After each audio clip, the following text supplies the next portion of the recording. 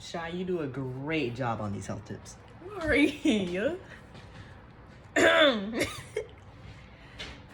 Hey, it's Shy, Chef, your favorite Team Vegan Chef, and I am back with another health tip. This is a very important health tip, and it's about corn silk. You guys may know what this is. This is on top of the corn, and it's what everybody throws away.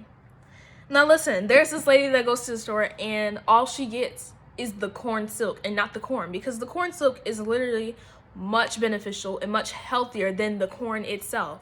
And then she'll make a tea, which is basically boiling it. Now, when I heard about this, I did my research and I found out a whole lot of useful information about corn silk. It's great for diabetes, blood pressure, good for your immune system, great for the heart, weight loss, and so much more. But if I talked about so much more, I'd be here for years. So the next time you go to the store, get some corn silk and see how much your body responds to it. See how much? You know? So get you some corn silk. Thank you so much for watching. And remember, prevent it with a little health tip and you'll have no need for a cure. I will see you later.